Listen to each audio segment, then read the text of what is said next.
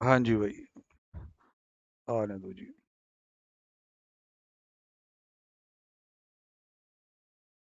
हाँ जी भाई, आ जाओ भैया आप भी।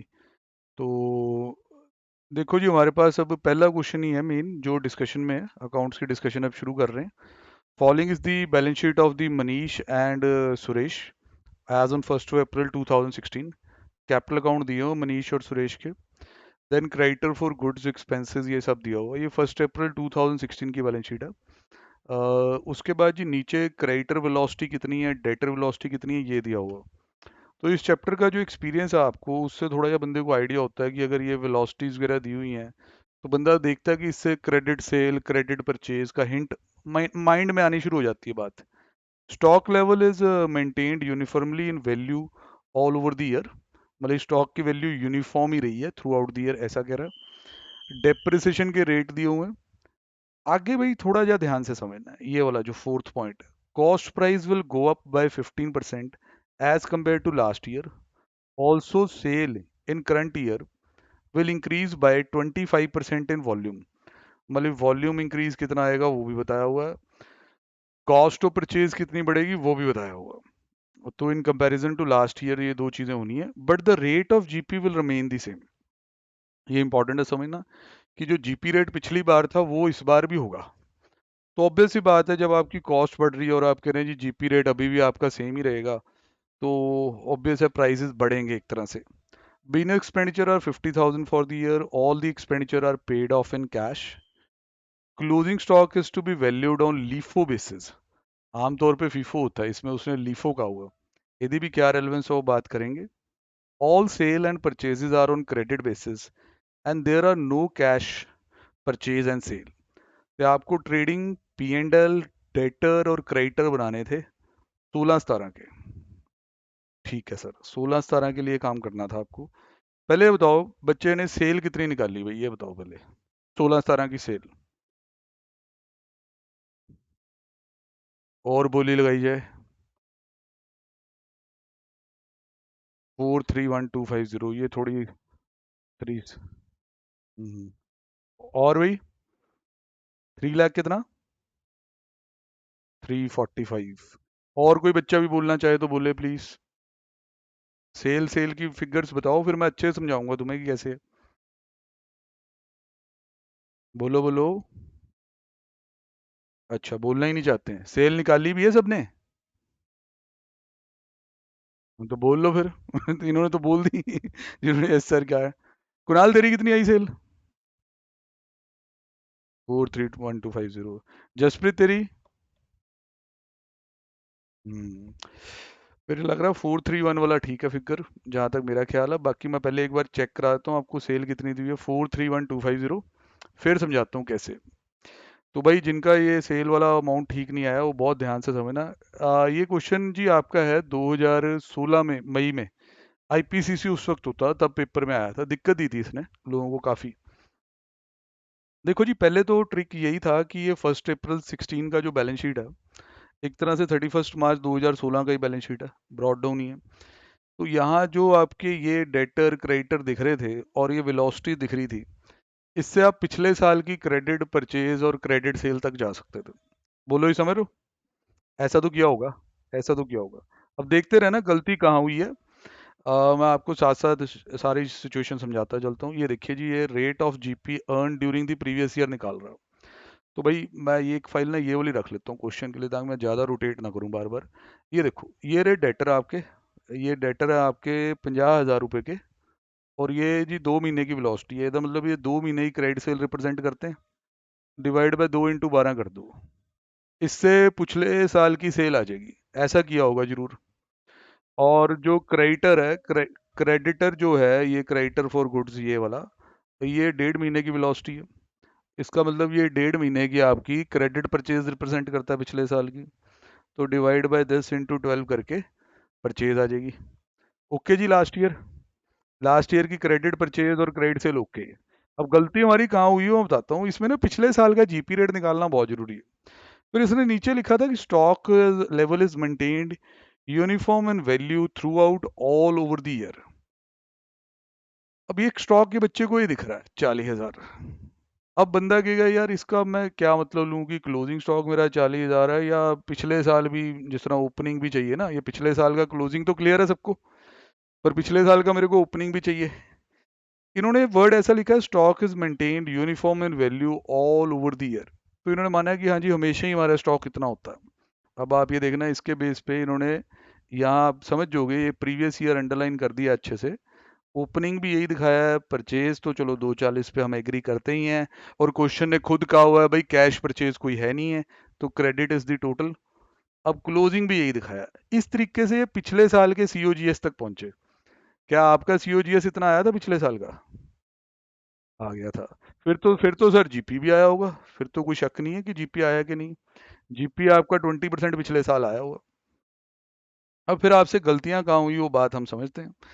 देखो एक तो दो चीजें हैं इसमें इस पॉइंट के अंदर अंदर ही। एक तो उसने कहा है जो cost will go up by 15% as compare to the last year. मतलब जो करंट ईयर है उसमें जो कीमतें हैं इन्फ्लेशन की वजह से 15% बढ़ेंगी, और साथ साथ sale in current year will increase by 25% in volume. Volume increase समझते हो ना, कि जैसे पिछली बार 100 यूनिट बेचे, तो इस बार 125 बेचेंगे। ये दोनों बातें समझ रहे हो? एक तो परचेज प्राइस इंक्रीज होएगा आपका, इन्फ्लेशन की वजह से कॉस्ट बढ़ेगी, और आपकी सेल वॉल्यूम में भी इंक्रीज आता है। अब एज कंपेयर टू पिछले साल का सीओजीएस, जो ये करंट ईयर का सीओजीएस निकाल रहा है, उसे बहुत ध्यान से समझें। इसमें आपकी कोई भी क्वेरी होएगी तो सारी एंटरटेन की जाएगी, ऐसी कोई बात नहीं है, बट 1 मिनट ध्यान से देखें।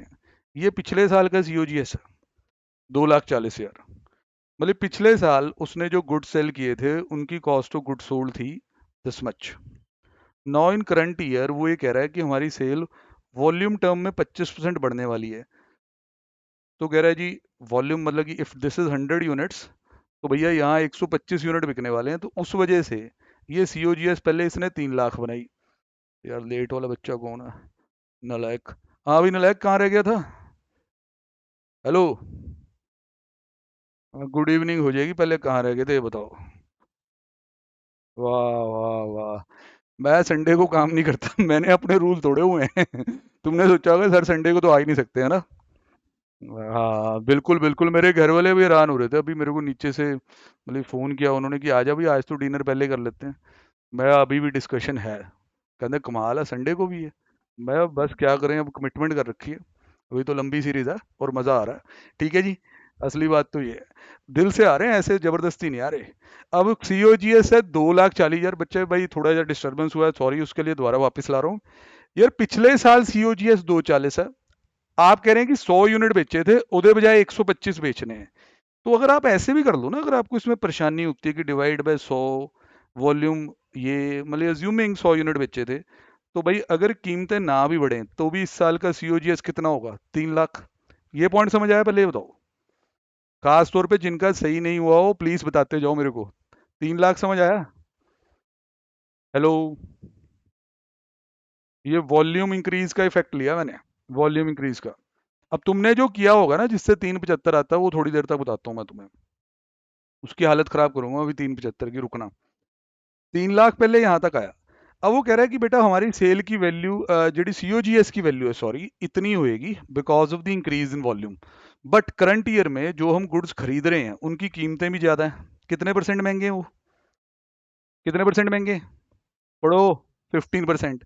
तो उस वजह से ये COGS is at base year price, मतलब कि अगर इन्फ्लेशन ना आती तो इतने के गुड्स आपने बेचने थे, बट आपको 15% महंगा भी मिलेगा, तो यहाँ से 15% और बढ़ा दिया। ये सीओजीएस आया करंट ईयर प्राइस पे। अब नालायक बच्चा एक और आ गया, रुको यार। करंट ईयर प्राइस आओ जी बेटा, करंट ईयर प्राइस पे सीओजीएस आया। अब आप में से जो बहुत टेक्निकल हैं वो ये कहेंगे कि सर नहीं, जिहड़ी इन्फ्लेशन है आपने तो पूरे के पूरे सीओजीएस पे लगा दी, जबकि कुछ तो पुराना स्टॉक भी होगा, वो तो सस्ते रेट पे ही खरीदा होगा। बोलो ही समझ रहे हो? क्योंकि हमें हमेशा यही सिखाया जाता है ना, फीफो फीफो की फर्स्ट इन फर्स्ट आउट। तो बंदे के दिमाग में आता है कि नहीं नहीं सर देखो, जड़ा ये ओपनिंग स्टॉक है वो उसके ऊपर इन्फ्लेशन क्यों लगा रहे हो, क्योंकि ये पहले बिकेगा। सर इसको तोड़ने के लिए क्वेश्चन बनाने वाला बड़ा समझदार था, उसने पहले ही लिफो लिख दिया था, मतलब लास्ट इन फर्स्ट आउट। समझ रहे हैं कि नहीं? तो लास्ट इन फर्स्ट आउट के हिसाब से चलना है, तो फिर वो तो स्टॉक में पड़ा होगा ना। तो भाई ये आपको थोड़ा या मतलब ट्रिकी था यहाँ पे। अब जिन बच्चों ने सही किया वो सारा ये जानते होंगे, ताई हो पाया। ये आपका कॉस्ट ऑफ गुड सोल्ड आता है करंट ईयर के प्राइस पे। नाउ वेरी इंपॉर्टेंट इन्फॉर्मेशन जिसका ध्यान सबको होना चाहिए, rate of GP remains the same. मतलब करंट ईयर में भी हमने वही जीपी रेट लेना है जो पिछले साल था। इट मींस ये हमारा सीओजीएस है भाई, सीओजीएस। इससे सेल तक जाने के लिए सीओजीएस में क्या ऐड करते हैं, जीपी। और जीपी लास्ट ईयर तक क्या था बेटा, बोलना। Sir it was 20% on sale, तो कॉस्ट पे कितना होगा, 25। बोलो। ये इस पे 25 ऐड करके इतनी सेल वैल्यू आपकी आनी थी, 431,250। अब जो आपने वो ऑल्टरनेट बनाया है कि भाई जिसके अंदर वैल्यू कुछ और आ रही है, वो कैसे कैसे गलत प्रूव होगा, उसकी सारी डिस्कशन मैं कराऊंगा, सारी डिस्कशन कराऊंगा कि वो गलत क्यों है। आप लोगों ने क्या किया, 375 वालों ने तो काम मैं बताऊं बहुत थोड़ा किया है। उन्होंने तो ये देखा कि सेल पिछले साल 3 लाख थी, 3 लाख पे इन्होंने चक्के 25% ऐड कर दिया। बोलो भाई कि वॉल्यूम ग्रो हो गया जी, इतनी सेल हो जाएगी। अब इस सेल के अकॉर्डिंग बेटा आपका जीपी रेट भी मेंटेन नहीं होना, क्योंकि परचेजेस जड़ी होंगी अकॉर्डिंगली वो भी ज़्यादा होंगी सपोर्ट करने के लिए इसको, क्योंकि ज़्यादा वॉल्यूम है। वो होंगी महंगे रेट पे, तो उससे तो जीपी रेट वो आना ही नहीं जो रख रहा है। तो इसको करने का सही तरीका क्या है, एक बार दोबारा देखें। फर्स्ट आपको ये पता होना चाहिए कि पिछले साल आपने कितने के गुड्स बेचे। मैं यहाँ अपनी इस फाइल में चला जाता हूँ, सर इतने के। अब इस साल सीओजीएस 25% इससे ज़्यादा होगी, क्यों? क्योंकि we are going to sold 20% more quantity, मतलब हमने 25% और क्वांटिटी बेचनी है। अब उसको करने के होते हैं दो तरीके। एक तो simply add 25%।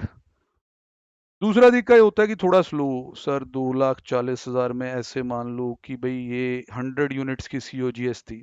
Now in current year there will be 125 units, 25% volume ज़्यादा। ये सीओजीएस आ गई आपकी करंट ईयर की। अब अगर आपके यहाँ कोई इन्फ्लेशन वगैरह ना हो, अगर आपके यहाँ कोई इन्फ्लेशन वगैरह ना हो, तो यही आपकी सीओजीएस मानी जाए करंट ईयर की। पर वो ये कह रहा है कि करंट ईयर में हमारा जड़ा इन्फ्लेशन भी है। कितने परसेंट महंगा मिल रहा है भाई करंट ईयर में सामान, 15%। तो इसका मतलब जो करंट ईयर के प्राइजेज हैं with 25% increase in volume, COGS इतनी बनेगी। नाउ इतनी पेशेंस रखनी जरूरी होती है इस सवाल में कि भाई इस सारे से अब पहुंचे सिर्फ सीओजीएस पे हो, इसके ऊपर जीपी भी तो लगना है। और वहां वो ध्यान में आना बहुत जरूरी है कि जीपी रेट वही होगा जो लास्ट ईयर था। बोलो, ही समझ रहे हो? तो काफी अच्छे वाला है सेल तक का बात। अब कई नालायक पार्टियां ये भी कहती हैं, कहते सर हमने और तरीके से किया पर हमारा सेम आया। मैं क्या बेटा बोल लो, आप बोल लो। कहते हमने लास्ट ईयर की सीओजीएस पहले ली 2,40,000, इस पे इन्फ्लेशन पहले लगा दी, 15% इन्फ्लेशन पहले लगा दी, 240 प्लस 15%। मतलब अगर हम लास्ट ईयर जितने ही गुड्स बेचें करंट ईयर में, तब भी महंगे होने के कारण सीओजीएस इतनी होगी। इसके बाद कहते हैं हमने क्वांटिटी का इंक्रीज लगा दिया 25%, तो दिस बिकम्स 345। और वहां भी देखिए भाई 345 ही था। ये सीओजीएस यही है भाई, जिस तरीके से भी निकालनी है। बाकी जी और इसमें ज़्यादा कुछ नहीं है, मैं फिर भी गो थ्रू आपके सामने कर देता हूँ पूरे आंसर का, ताकि आप बाकी चीज़ें भी देख पाएँ। Opening stock, closing stock, sales, purchases तो आपको पता ही है, ठीक है जी। क्योंकि जब ये दोनों सेम होंगे तो परचेज ने तो सीओजीएस के बराबर ही होना है। बोलो भी समझ रहे हो? देन उसके बाद हमारा जड़ा जहाँ तक बात है जीपी की, वो भी बड़े इजीली आ गया था। एक्सपेंसेस वगैरह तो बहुत ही थोड़े दे रखे थे, कोई ट्रिक ही नहीं था उनके अंदर। फिर इन्होंने कहा था आप डेटर क्रेडिटर अकाउंट बना दो। वहां पे भी आपको समझ रखनी थी वेलोसिटी की। अब जैसे डेटर में 2 मंथ वेलोसिटी है, तो डेटर अकाउंट में वैसे ये बताने वाली बातें नहीं है, सबको बताइए ओपनिंग है ये है। ये जो सेल है ना, इसका 2/12 डेटर में पड़ा होगा। बोलो भी ओके है ना? डेटर अकाउंट भी देखिए जी उसी का ही सही हो पाना है जिसकी सेल सही आई है। देन क्रेडिटर अकाउंट में 1/8 इसने क्यों लिखा है सर? क्रेडिटर वेलोसिटी कितने की है, 1.5 मंथ। हाँ, तो it will be 1.5 of 12 into purchase, ठीक है सर। अकॉर्डिंगली आपका पेमेंट टू क्रेडिटर आ जाएगा। तो सेल में अगर इधर उधर हुए तो ये क्वेश्चन गया। वहाँ ध्यान रखें। और जिससे नहीं हो पाया, रिक्वेस्ट यही है कि भाई आप एक बार इसको आराम से अब करें, शांति से। इसके बाद भी डाउट रह जाए तो पर्सनली आप अपना फ़ोन फ़ोन करके या व्हाट्सएप पे पूछ सकते हो। अगला क्वेश्चन फिर भी मतलब कि मेहनत उसमें ज़्यादा थी, पर वो ऐसा था कि जैसे ये चैप्टर में इस तरह के क्वेश्चन आम तौर पे बंदे कर लेते हैं। ठीक है, चलो फिर भी मैं एक बार डिस्कशन शुरू करने से पहले ओवरऑल आंसर बताऊंगा, वो चेक करो फटाफट। मिस्टर प्रीत वाले क्वेश्चन में जीपी 466 कितने बच्चों का है? 460, गुड गुड गुड। 466 जीपी बोलो जी। मैं भी जरा देखूं। शाबाश शाबाश। आयुष, आयुष आया हुआ ना? बोला करो यार तुम लोग भी। और भाई आपका नेट प्रॉफिट 1,14,500। नेट प्रॉफिट भी इस पे है, मतलब कि इसमें तुम्हें कोई ज़्यादा दिक्कत नहीं हुई क्योंकि इसमें रूटीन ट्रिक थे, पुराने पॉइंट थे। पर मैं एक बार अब क्वेश्चन के एंगल से भी आपको पॉइंट समझा दूं। स्टॉक इन ट्रेड दिए हुए हैं, ठीक है जी। डेटर फॉर सेल बीआर पे यहाँ पे क्वेश्चन मार्क है, एक जगह ब्लैंक है। क्रेडिटर फॉर परचेज, नॉर्मल बातें। एक तो छोटे छोटे से यहाँ पॉइंट है यार। कह रहा है भाई ये डेटर से पैसे आए हैं, 2.5% डिस्काउंट देने के बाद आए हैं इतने। बताओ इसमें डिस्काउंट कैसे निकालेंगे? बिल्कुल जी। क्योंकि अगर ये 100 रुपये देने थे तो 2.5% डिस्काउंट देके उसने इतने दिए। तो डिवाइड बाय 97.5 इंटू 2.5 कर लें, तो ये आपको डेटर से हिसाब किताब सा मिल जाएगा। बाकी जी आपके आगे इन्होंने कहा जी क्राइटर में भी यही पंगा है। ऐसे वाले पॉइंट ज़्यादा ही बना लिए इस क्वेश्चन में। अब ये 784 में डिवाइड बाय 98 इंटू 2, ये बिहार की डिस्काउंटिंग में भी यही पा गया। चलो कोई नहीं, पाने दो। डिवाइड बाय 98 इंटू 2, कितना डिस्काउंट आता है बिहार का? 2500 आएगा, बिल्कुल जी। फिर प्रोप्राइटर की ड्राइंग दे रखी थी। फिर अपने को ये देखना है कि ये 31 मार्च 2018 तक का डाटा है। और ये कह रहा है जी हमने 12% गवर्नमेंट सिक्योरिटी यहाँ खरीदी है। तो बेटा इस पे ना इंटरेस्ट क्रूड वगैरह का पंगा पड़ेगा, क्योंकि 6 महीने का इंटरेस्ट क्रू होएगा, इनकम में लिया होगा आपने। बोलो भी ओके। फिर आगे, हाँ जी हाँ जी बिल्कुल। फिर आगे ये क्या कहता है कि सेल्स जड़ी है, इसमें हमारा जीपी 50% ऑन कॉस्ट रहा है। ठीक है, आइडिया तो मिल ही गया कि सीओजीएस वाले रूट के थ्रू शायद क्रैक होगा। तो सिंगल एंट्री हमेशा हमें पता है गेम की तरह होती है, मिसिंग फिगर्स हैं, खेलना आना चाहिए। Capital introduce during the year by proprietor by cheques was omitted to be recorded in cash book, though the bank balance is after taking the same into account। Sir संकेत दे दिए, ये bank balance दे रखे है ना opening closing, इसमें भाई एक entry डलनी रह गई है। कौन सी एंट्री डलनी रह गई है? सर एडिशनल कैपिटल की। मतलब कि अगर देखो यार प्रोप्राइटर कैपिटल ला रहा है चेक से, तो ये तो +1 के बच्चे को भी पता है एंट्री होनी है bank account debit to capital. But इनकी ना वो एंट्री डलनी रहेगी। वैसे कहते हैं जो बैंक ने बैलेंस दिए हैं, डाटा जो दिया उसमें वो चीज़ कंसिडर हुई हुई है। इससे आपको इस चैप्टर का एक्सपीरियंस इतना ज़्यादा है, ये पता चल जाता है कि बैंक वाले कॉलम में, बैंक वाले अकाउंट के कॉलम में बैलेंस फिगर आएगी, और वो बैलेंस फिगर क्या मानी जाएगी? कैपिटल। पर ट्रिक ट्रिक क्या होता है कि ये आपको पता है, ये बैलेंस फिगर बिल्कुल एंड में कैलकुलेट करनी है, जब आपको श्योर हो कि सारी एंट्रियां मैंने कर ली। समझे? नहीं तो कुछ और ही उसमें आ सकता है। तो मैं ये जरूर चेक करूंगा। During the year bill receival of 2 lakh were drawn on debtor, पता होती है बच्चों को entry B R to debtor. Out of these bill amounting to 40,000 endorse in the favour of creditor, entry creditor to B R. बिल्कुल जी।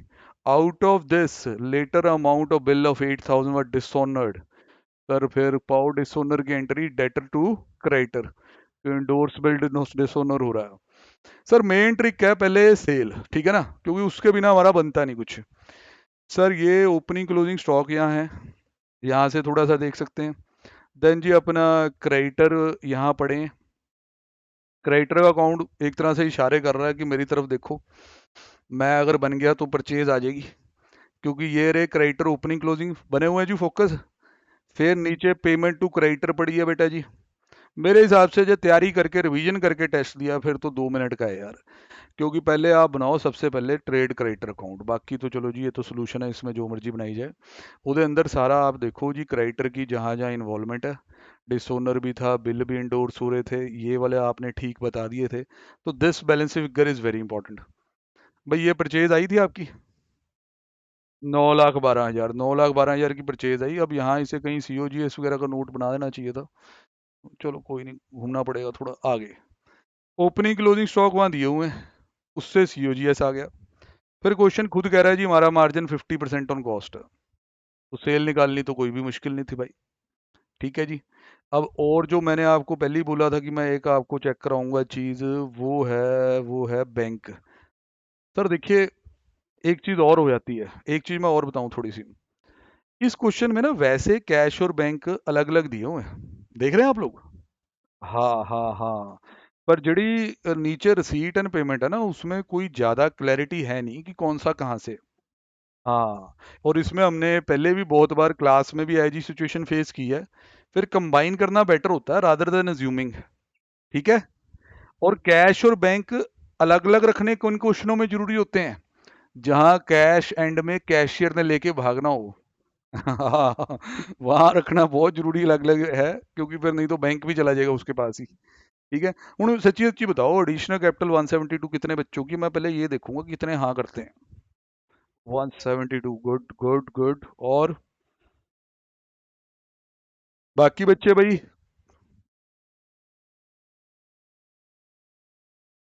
हम्म।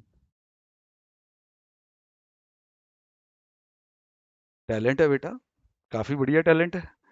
क्योंकि देखो, bank तो आपने यार वो है टैलेंट, मैं क्या कहूँ, अगला कह रहा मैं मैच कर दिया और चीजें मेरी सेल परचेज लग जा रही है।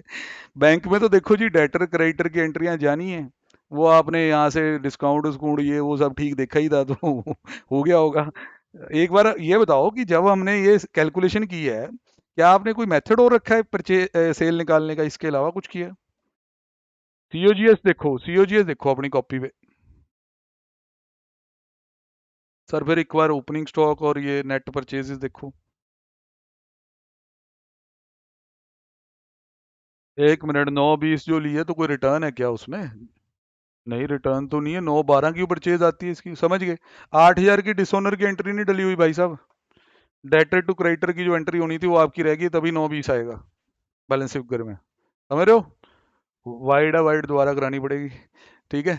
तो भाई भाई देखो, इस तरह की छोटी छोटी गलतियां आप देखो। फिर भी भाई कह रहे हैं जी बैलेंस शीट हिम्मत करके मिला दी है इन्होंने, अच्छी बात है। टैलेंटेड बंदे हैं। बाकी जो आम बच्चे हैं वो थोड़ा आगे और चेक करें, क्योंकि अब डिस्कशन में इंटरेस्ट बन जाता है कि ये तो टैलेंट के तरह दम पे भी मिलाई जा रहे हैं, क्या पता और गलतियां निकलनी हो। जीपीआर पक्का देख लो, ये सब लिख के जीपीआर आया तुम्हारा, कुछ और तो नहीं लिखे हुए? बोलो। हाँ यही सब है ना। अब पी एंड एल को बताओ, एक्सपेंस इतने ही है 344। इसमें आउटस्टैंडिंग वगैरह की एडजस्टमेंट्स हैं। डिस्काउंट अलाउड पै गए इन्हें 32,500। इसमें शायद बीआर वाला डिस्काउंट भी इंक्लूड कर लिया ना इसने। डेप्रिसिएशन 13 जा रही है। क्रेडिट साइड वाला डिस्काउंट, गवर्नमेंट सिक्योरिटी, चलो मिसीनियस इनकम तो दी हुई है, मिसीनियस इनकम तो दे रखी है। बैलेंस शीट जी देख लो भाई, एडिशनल कैपिटल ऐड हो रही है, प्रॉफिट ऐड हो रहा है, ड्राइंग जे कोई कर रखी होगी तो माइनस करनी है। प्रोप्राइटर की बैलेंस शीट है सर, कंपनी एक्ट वाली थोड़ा ना, 2 मिनट लगते हैं इसमें तो। देन इसके बाद जी आप इंटरेस्ट क्रूड वगैरह भी देख सकते हैं, तो डन है। रीजनेबल क्वेश्चन था जी, बस प्रैक्टिस यही है। और बेटा तुम सच में बताओ, जो टाइम लिख के आता है कि 75 मिनट्स, आप उतना ही लेते हो ना? स्टॉप वॉच रखते हो अपनी साथ में? हाँ, ये अपने साथ बेईमानी ना करना। अगर आपने इन टेस्ट में टाइम ज़्यादा लेने की आदत डाल ली, ठीक है, कि सर ने तो अभी लेट ही स्टार्ट करना, अभी तो 1.5 घंटा पड़ा है, भैया उदा नुकसान तुम्हें। आप एडमिट करो कि मेरा नहीं हो रहा पूरा, मैं अगले बार और प्रैक्टिस करके उतरता हूँ, कोई चक्कर नहीं। पर आप अपने आप को ऐसे ना बनाओ कि जो 75 मिनट्स हैं तो आप 90 ले रहे हो या 100 ले रहे हो। रॉन्ग। ये एक बार 75 मिनट पे आपने शीट को छोड़ना है कि ये हुआ बस। उसके बाद चाहे आप करते रहो भाई। आप क्यों यार, चल क्वेश्चन करके हो देखो अल्टीमेटली क्या आता है एंड में।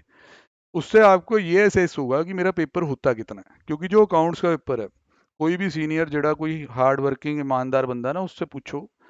बहुत बच्चे ये कहते हैं कि अकाउंट्स का पेपर सबसे आसान आया पहले ग्रुप में, पर मेरा यार पूरा नहीं हुआ।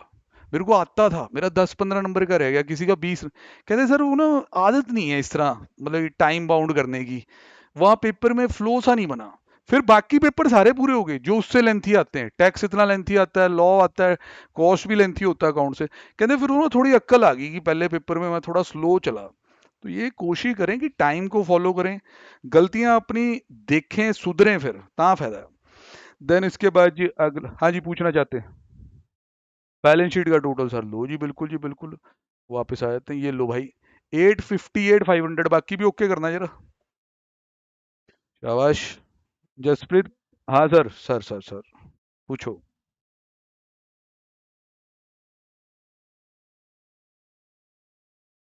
12,000 रुपये तुमने फिर बैंक में भी पा दिए? ये केड़े केड़े बंदे जिन्होंने रिसीव कराया, मैं देखना चाहूंगा। आयुष भाई हैं? अच्छा तूने भी कराया, शाबाश। सर सर देखिए ऐसे है, 12% गवर्नमेंट सिक्योरिटी परचेज हुई है 11017 को। अब मैं ये कह दूं कि गवर्नमेंट सिक्योरिटीज पे 6 महीने का इंटरेस्ट नहीं पे होता है, ज़्यादातर ईयरली इंटरेस्ट होता है ज़्यादातर। और हमें ईयर एंड पे ये नहीं मानना कि हाँ भी फाइनेंशियल ईयर का हिसाब हो गया होगा। अगर आपको ऐसा कुछ करना है तो उदय से फ़र्क कहाँ कहाँ पड़ेगा, आप सारे समझदार बच्चे हैं भाई जो डिस्कशन में जुड़े हुए हैं। इन्होंने यहाँ बैंक में ये डाल दिया होगा तो इनकी तो एडिशनल कैपिटल लग गई होगी। बोलो भाई। हम्म। नॉर्मली ज़रूरत नहीं थी यार, नॉर्मली ज़रूरत सच में नहीं थी, क्योंकि एक पॉइंट यदि अगेंस्ट भी जाएगा, ये receipts and payments during the year है। ये receipts and payment during the year है, इसमें परचेज तो मेंशन है 2 लाख की, बट नॉट मेंशनड की वेदर इंटरेस्ट वाज रियलाइज्ड। ठीक है। तो मेरा नहीं ख्याल कि जेड़ा चेकर है, पेपर चेकर, जब उसके सामने ये आंसर दिया हुआ है जो मैंने रखा है, वो आपकी अजम्पशन मान के शायद आपके अकॉर्डिंग चले, नहीं चलेगा।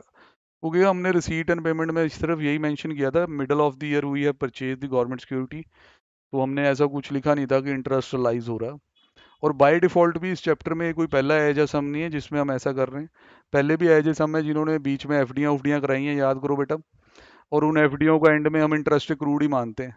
ਇਹਦਾ एग्जांपल जो मैं अपनी असाइनमेंट से दूं, तो ऑयल कंटेनर वाला ਜਿਹੜਾ क्वेश्चन है, जिसमें एडवांस रेंट सिक्योरिटी डिपॉजिट वाला रेंट याद है बेटा, उसमें भी एक बहुत बड़ी एफडी होती है बड़े अमाउंट की। ਉਹਦਾ इंटरेस्ट सिर्फ एक्रूड ही माना जाता है, और उसमें भी रिसीट एंड पेमेंट दिया होता है।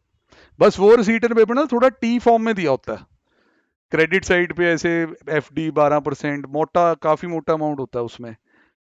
उधर शायद बच्चा शायद ज्यादा ठीक जज करता है कि जब पेमेंट साइड पे सिर्फ एफडी दिखाया है, रिसीट साइड पे इंटरेस्ट ऑन एफडी दिखाया ही नहीं है। हेयर इट इज रिटन कि receipt and payment during the year. अब इसी को जो ऐसे लिख देता तो थोड़ा ठीक हो जाता।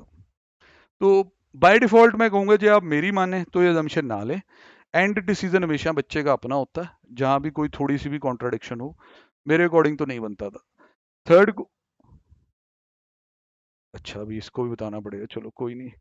858 500 है सर जी, 858 500, कोई चक्कर नहीं है। हाँ भाई, कोई और हो बैलेंस शीट वाला बच्चा? कैश और बैंक अकाउंट शो करना है एक बार। ये लो, ये लो।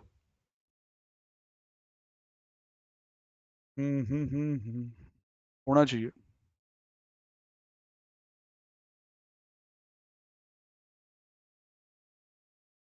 क्या आ रहा है तेरा अब, 13,40,500 क्या चीज आ रही है? इतना ज्यादा टोटल? ये तू मेरे को एक बार भेज दियो और मैं देखना चाहूंगा ये कि ये किस तरह बना। पूरा डिटेल अच्छी तरह से फोटो खींच के ना बढ़िया सी। मैं फिर मैं तेरे को फोन करके एंजॉय कराऊंगा चंगी तरह। तेरी फिर मैं बजाऊंगा चंगी तरह, चपेड़े पड़ेगी सीधी व्हाट्सएप पे। ठीक है। तो कोई बात नहीं, कोई बात नहीं भाई, टैलेंट वाले हैं, ये देखना पड़ेगा क्योंकि फिर हमारा टाइम बहुत चला जाएगा अगर यहाँ हम इस डिस्कशन में जुड़ते हैं। अगला क्वेश्चन जी करा हुआ क्वेश्चन है, हाँ ठीक है, पॉइंट ठीक ठाक है उसमें, प्रैक्टिस है तो हो जाएगा, कोई चक्कर नहीं है। Following is the information of Jyoti Shikha trader, balances available 31 March 18, 31 March 19, land building plant and machinery office equipment. Debtor बेटा जी before charging for bad debts, ये अब ध्यान रखना, ये इसके लिए कोई कहानी बोल सकता है ये एंड में। ओपनिंग तो चलो वैसे ही लग गया क्वेश्चन मार्क, क्लोजिंग क्राइटर पे क्वेश्चन मार्क है, लोन फ्रॉम एसबीआई में भी पंगे पड़ने वाले हैं, कोई लोन थोड़ा रीपे हुआ लगता है।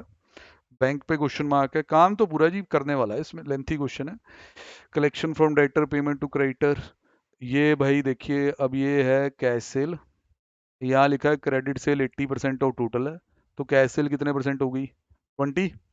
यहाँ से स्टार्ट तो आपको ठीक ठाक सा मिल जाएगा इस क्वेश्चन में। अब ये कैश परचेज है, ये 40% ऑफ टोटल है, तो क्रेडिट कितनी होगी? 60। बोलो भाई। तो फिर आपको जीपी मार्जिन मुर्जिन भी दे रखा है। वैसे तो सेल परचेज आपकी यहाँ से आ जानी है, स्टॉक्स देख लो एक मिसिंग है, वो बैलेंस फिगर में निकलेगा। जो ओवरव्यू मेरे माइंड में बन रहा है।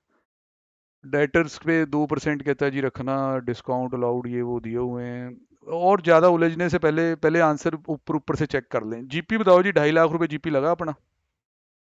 ट्रेडिंग काउंट तो सबका आया होगा, ओपनिंग स्टॉक भी 165 आ गया होगा।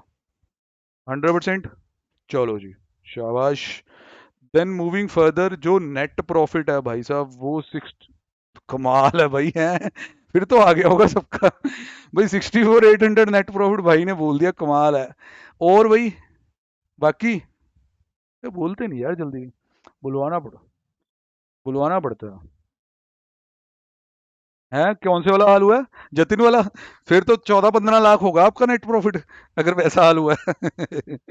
अच्छा, इतना टैलेंट नहीं है। चलो कोई बात नहीं सर, इस क्वेश्चन में थोड़ी सी शर्म आनी चाहिए वैसे, जो परचेज सेल नहीं आई। क्योंकि अब और क्या चाहते हो, सच्ची बताओ। ये देखो यार, ये लिया हुआ है, कैश सेल पड़ा है, ये 20% है। इसको डिवाइड बाय 20% कर दे, सीधा 1250 आ जाएगा मेरे अकॉर्डिंग। हाँ भाई, 1250 ही आता है ना। पहले देख लो बेटा क्या नहीं आया। यार चलो कोई नहीं, संडे को काम करने की किसी को भी आदत नहीं है लगता।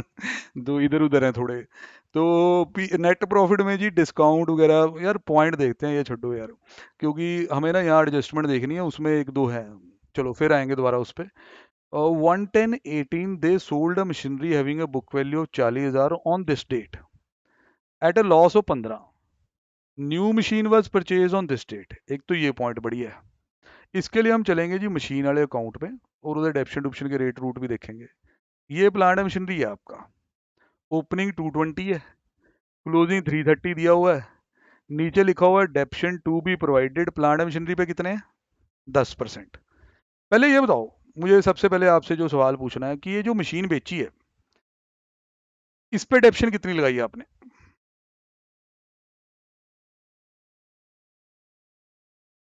हाँ जी भाई, 5% ही लगेगी ना, क्योंकि प्लांट मशीनरी का रेट 10% है, मिडल ऑफ द ईयर ही बेची होगी।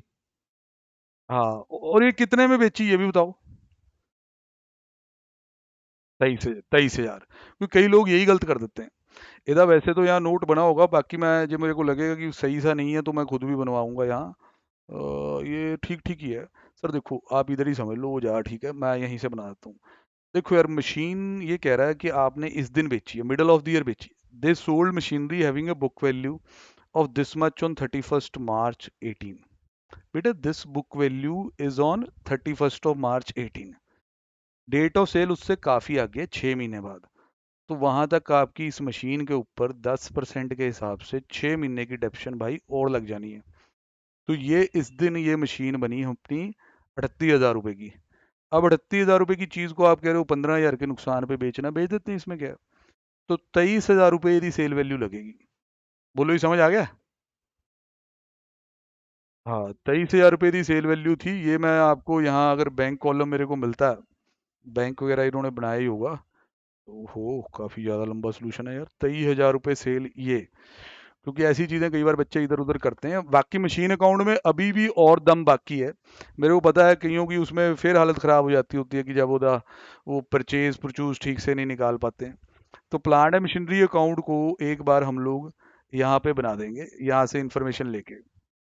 देखो जी, अगर बंदा खुद बनाए उस स्टाइल में बनाएंगे कि जैसे बंदा आप बनाता है। To balance problem. Plant and machinery का ओपनिंग बैलेंस बोलो जी। 2,20,000। क्लोजिंग ना भी बोलना, क्लोजिंग ना बोलना।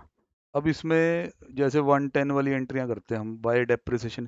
कितनी डेप्शन आई थी अपनी जो बेचा है उसकी? 2,000। देख लूँ यार, देख लेता हूँ। 2,000 ही आई थी। 2,000 इसकी डेप्शन की एंट्री डाल दी, जैसे +1 में बनाते थे ना कि 110 को बेच रहे हैं तो डेप्शन लगा दी। बाय पी एंडल यहाँ लॉस आ गया, बाय बैंक यहाँ कंसिडरेशन आ गई। लॉस अपना 15,000 है, 23,000 रुपये बैंक के हैं। टोटल पूरी 40,000 की बुक वैल्यू थी बेटा जी इसके अंदर। ਉਹਦਾ इफेक्ट आपने ले लिया। अब सर ਇਹਦੇ बाद ना बहुत लोग गड़बड़ करते हैं, बहुत लोगों को इस चैप्टर में ये कंफ्यूजन होती हैं। इसमें लिखो depreciation to be provided as follow, to be. और अगर आप एंड देखें, ਜਿਹੜਾ प्लांट मशीनरी का लेजर है ਉਹਦਾ क्लोजिंग बैलेंस कितना दिया हुआ है? 330। अब सर देखना है आपने, ये तभी इसी शेप में अकाउंट को बनाया गया है। अगर आप यहाँ 330 पे क्लोजिंग करते हो, कर लो, मेरे को तो कोई दिक्कत नहीं है। उससे टू बैंक परचेज निकल जाएगी आपकी। कितनी आती है परचेज? कोई नहीं, मैं कर लेता हूँ। 330 वो है, 40 है, 370, 150 आ गई। 150 आ गई। और ये नई वाली मशीन कब खरीदी है बेटा जी? इसके बारे में बताया था शायद। हाँ, ये इस दिन है। अब सर पंगा पता क्या है, आपने सिर्फ जो मशीन बेची गई है उदी डेप्शन का हिसाब कर लिया। अब जो इसमें से मशीन बची हुई है उदी डेप्शन का आपने कोई हिसाब नहीं दिया यहाँ पे। बोलो भाई। और जो नई आई है उसका तो कुछ बिल्कुल भी नहीं बताया। अब इंस्टीट्यूट किस तरह करता है, मतलब इंस्टीट्यूट का जो तरीका होता है वो भी हम देखेंगे कि क्या हम उसके साथ चल रहे हैं या अलग स्टाइल में चल रहे हैं। इंस्टीट्यूट बिल्कुल इसी तरीके से करता है। वो लिखने लुखने के तरीके थोड़े ये कई बार ऐसे उसे हो जाते हैं कि जैसे अब यार मशीनरी में टू परचेज लिखने की क्या जरूरत है, यहाँ टू बैंक लिख लो। इसके बाद ये प्रॉपर प्रोफेशनल तरीके से अपना डेप्रिसिएशन का हिसाब बनाता है कि भाई ये डेप्रिसिएशन आएगी। वो मैं भी यहाँ बनाऊंगा। देखो, मेरी ये 220 की ओपनिंग वैल्यू थी। इसमें 40,000 की मशीन जो हमने बेच दी उसकी डेप्शन तो इस अकाउंट में वैसी आ गई। तो अगर हम depreciation on plant and machinery ऐसे एक समरी सी बना लें, ऑन मशीन सोल्ड एज पर दी अकाउंट उठा लेते हैं वो तो। सर एज पर the account it is 2000 on old machinery. Old machinery का मतलब आप समझ रहे हैं कि जो पुराना उसमें बच गया था। सर अब कितना बचेगा? 220 में से 40,000 गया। ये क्लियर है ना कि इसमें से 40 है, क्योंकि ये 220 जो है वो ओपनिंग बुक वैल्यू है, मशीन सोल्ड की भी ओपनिंग बुक वैल्यू 40 थी। तो इसमें बचा 220 माइनस 40, ये बचा ओल्ड हिस्सा। इस पे लगा दो पूरी डेप्शन। क्या रेट है बेटा? 10%। अब जी आप बात कर लो इसके बाद ऑन न्यू। नई कितने की खरीदी आपने? सर 1.5 लाख। 1.5 लाख के ऊपर डेप्शन 10% के हिसाब से महीने कितने? 3 महीने। कितनी? 37। अब सच सच बताओ बेटा, क्योंकि मेरे को तो पता था कि ये एक ऐसा पॉइंट होता है जो बच्चों के मन में होता है कि हो जाए। तुमने डेप्शन मशीन की सबने सही निकाल ली थी? 23750 सारी क्लास। शाबाश शाबाश, गुड गुड गुड। ये मतलब ऐसे वाले पॉइंटों में तो उस्ताद हो तुम, मतलब कि जो नॉर्मल क्वेश्चन हो तो चक देते हो। ते और सर फिर इसमें क्या बता सकते हैं, थोड़ी सी बात लोन की कर लो, और क्या हो सकता है फिर।